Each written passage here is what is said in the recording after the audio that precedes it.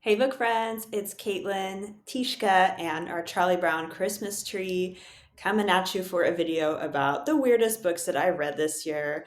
I've learned this year that I really enjoy reading obscure books that just totally take me by surprise and make me laugh.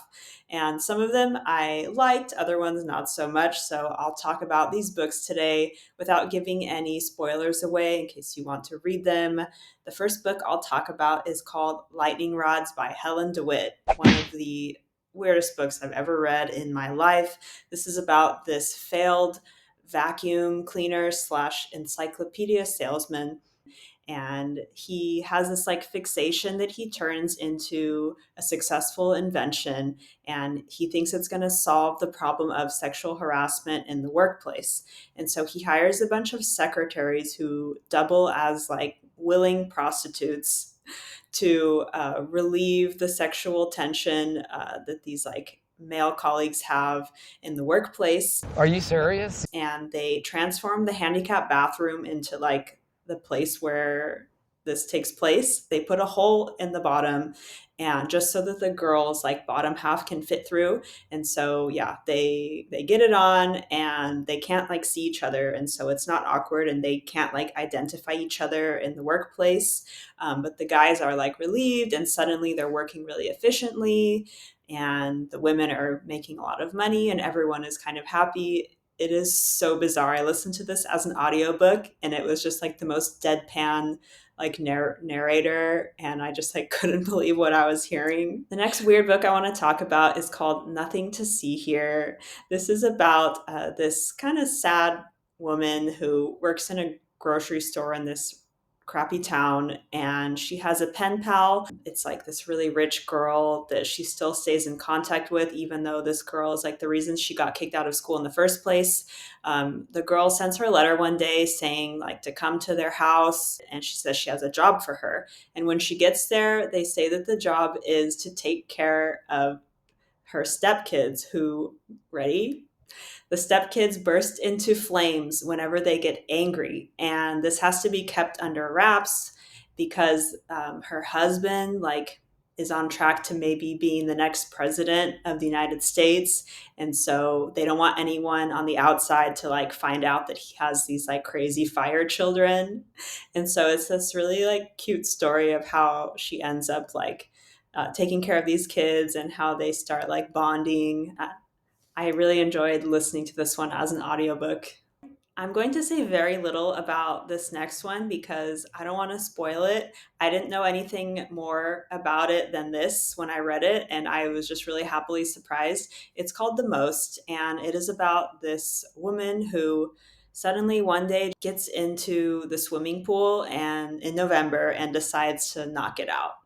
And then the rest of the story is us finding out what went on to make her so exasperated in her life with her family for her to decide that that was the only suitable solution for her to do, get in the pool and just stay there. It's really good. It kind of made me feel all the feels. It's heartwarming and funny and sad. And at the end, I just stared at the wall for 5 minutes after because it just ends on this big kind of cliffhanging moment. Yeah, I thought it was really good. I read this next book when I was on vacation in Japan earlier this year, and it just made me really excited to hang out in all of the 7-Elevens. It's called Convenience Store Woman, and it is about a woman that works in a convenience store in Tokyo, and everyone thinks that she's kind of a loser for having this student job, even though she's an adult and she's worked there for something 15 years or something like that. And she is just die hard, passionate about this job. She loves the control. It's her safety blanket, and it's just really funny and weird. A very short book. I can't really say anything else about it because I don't want to spoil it, but definitely check that one out, especially if you are interested in Japan. A Devil Comes to Town is a short book that's translated from Italian. It's about this writer's village in Switzerland where every single person in the town is some kind of writer, from the kids making children's books up to like the priest who's like writing his memoirs by candlelight at night. And everyone has these ambitions of becoming a published author. And so the devil comes to town and he stages this competition to publish someone in the town. And so like everyone is like blind to the fact that he is the devil in disguise, and everyone's trying to win this competition, and the only person that can see that like this guy is the devil is another priest. And it's just so good. Like it's just really bizarre, and there's a really good twist at the end. But I just really like this story. It's like a weird fable thriller. Let me know if you've read it.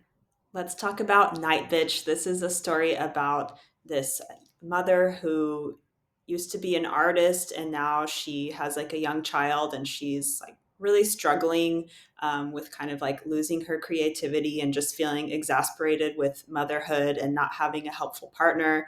And she starts to feel like she might be becoming a dog. She feels like her teeth are getting sharper and that she's like has like tufts of hair. And so she starts like going off at night and acting like a dog. And we don't know if she really is becoming a dog or if it's just in her imagination. There's a lot of magical realism, but it is just so like bonkers and fun. I just absolutely love this story. I really want to read more books like this. And it's actually, the movie is coming out pretty soon, like I think in the coming days. So I cannot wait to see that. Let's talk about the weirdest romance books I read this year. The first one is definitely Forked by Ruth Cardello. This is the first in the lighthearted utensil romance series. It is about this girl who finds this fork in an estate sale, and it turns out that there's like a guy stuck inside, not just any guy. It is a World War II soldier that was part of this like secret government program, and they don't want the secrets to get out. Boom, they do something and like turn them into utensils. Like all the soldiers get stuck in utensils. And so he turns into like a human because she's noticing that she's like attracted to this fork, and bizarreness like ensues. He turns into a man and we have this whole love story. It is so weird and so funny. I actually have the other two books in the series, Spooned and Knived, waiting for me to read. So I'm going to continue on to see the love stories between the other like soldiers that are also like stuck in utensils. Let me know if you read that one. I'll link everything in the video description and comments if you want to find these books. The next weird romance book I want to talk about might just be my favorite of the bunch. It's called Mrs. Caliban, actually published in 1982, but it feels really timeless. It's only 125 pages. You can read it in one sitting and you will just not regret it. It's been called a perfect novel. It's also been called one of like the best books ever written. This is a story about this lonely housewife in the 1950s, and there's this frog monster that has escaped this like scientific institute, and he's on the run, and he ends up like in her kitchen one day, and she's not afraid of him. She's like, oh, like, yeah, you can stay here, like I'll hide you. And he turns out to be like just this wonderful, really charming person, honestly like the perfect man. Like he listens to her, and he's just very like supportive, and he does like crafts and listens to classical music. He like vacuums, and they kind of like start to fall in love, and it's just really really cute.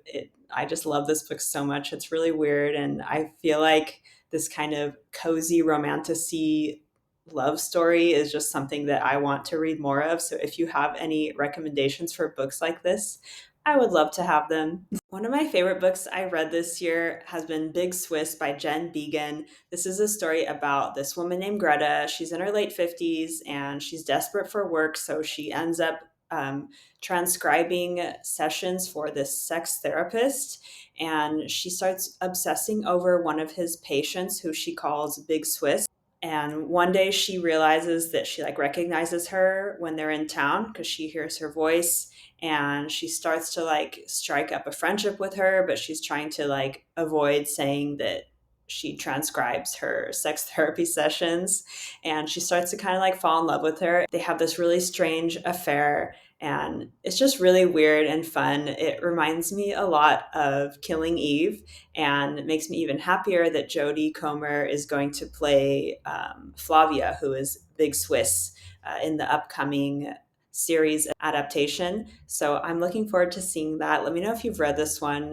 I've saved the weirdest, most bonkers one for last that is strangely very critically acclaimed. It's called Bear by Marian Engel. This is a story that was actually published in 1976 about this librarian that works in this historic institute, and she's sent to this remote island in Ontario to catalog a bunch of books that are in this cabin where this eccentric colonel lived. And she finds out that she's not going to be alone there. There's actually a bear that they kind of had as a pet, and they want her to take care of the bear while she's there for a few months. And so she starts spending a lot of time with this bear. There's this native woman that's oh yeah, you have to spend time with the bear. You have to poop next to him in the morning, and he'll start to like you, and he can smell you. They start bathing in the river together, and she starts to completely just fall in love with this bear, and she tries to have a sexual relationship with it. It's just incredibly strange, and this sexual awakening leads her to having this epiphany. And yeah, it's a lot about self-realization, and it's really strange. I listened to it. It's only a 4-hour audiobook, so I listened to it in one long walk. And just really strange. I am trying to understand why people think so highly of it, why it's won all these awards, because I can't really get past this whole relationship with the bear thing. But yeah, definitely check that one out if you're looking for something just totally bonkers. Thanks for watching this video today. Let me know if you plan on reading any of these weird books, and stick around for more end of year wrap up videos. See you next time. Bye.